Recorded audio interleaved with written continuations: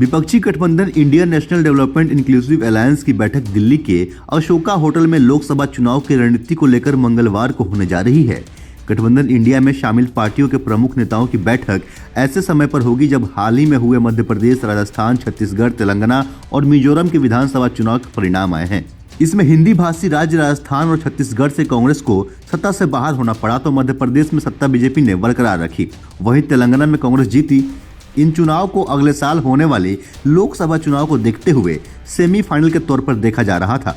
ऐसे समय में मीटिंग काफी महत्वपूर्ण माना जा रहा है।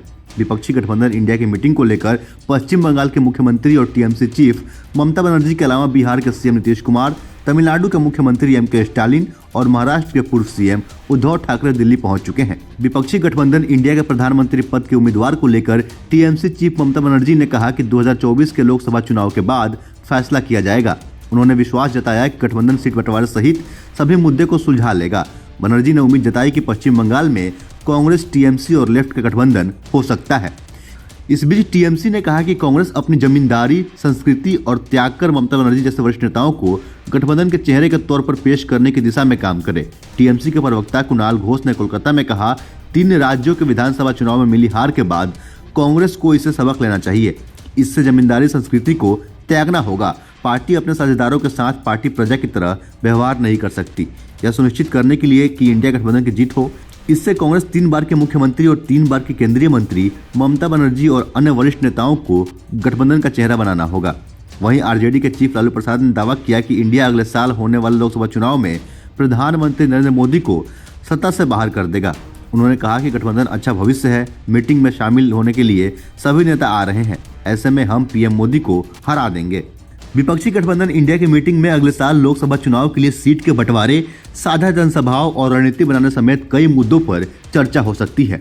मिली जानकारी के मुताबिक बताया जा रहा है कि इस बैठक में सकारात्मक एजेंडा तय करने की और सीट के बंटवारे और साझा जनसभाओं को लेकर मुख्य रूप से चर्चा संभव है। वहीं सूत्रों का मानना है कि इंडिया गठबंधन की जाति आधारित गणना, न्यूनतम समर्थन मूल्य की गारंटी और श्रमिकों के लिए सामाजिक सुरक्षा के मुद्दों को भी आगे बढ़ा सकता है।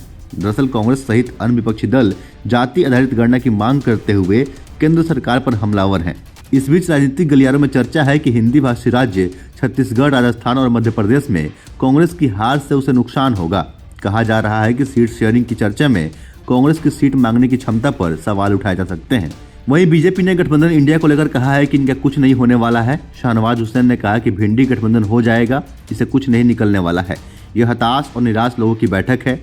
कांग्रेस घमंड में थी कि कर्नाटक के बाद 3 राज्य जीतने के बाद हम अपने गठबंधन के साथियों को दबा के रखेंगे। अखिलेश यादव सीट मांगने गए थे तो कमलनाथ ने कहा कि कौन अखिलेश और वकीलेश, ऐसे में सब लोग कांग्रेस को सौंपेंगे। विपक्षी गठबंधन इंडिया के सामने यूपी, पंजाब और दिल्ली में सीट शेयरिंग को लेकर चुनौती है। मध्य प्रदेश के विधानसभा चुनाव में पूर्व मुख्यमंत्री अखिलेश यादव समाजवादी पार्टी को सीट नहीं मिलने को लेकर कांग्रेस से नाराज चल रहे हैं। उन्होंने चुनाव प्रचार के दौरान कहा था कि यूपी में भी ऐसा होगा।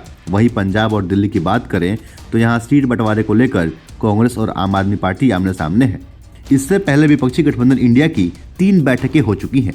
इसमें पहली मीटिंग बिहार की राजधानी पटना में 23 जून को हुई थी। इसके बाद दूसरी बैठक बेंगलोर में 17 और 18 जुलाई को हुई थी। वहीं तीसरी मीटिंग मुंबई में 31 अगस्त और 1 सितंबर को हुई थी। तीनों ही मीटिंग में विपक्षी पार्टियों ने बीजेपी के खिलाफ एकजुटता की बात दोहराई थी और कुछ भी निकलकर सामने नहीं आया था।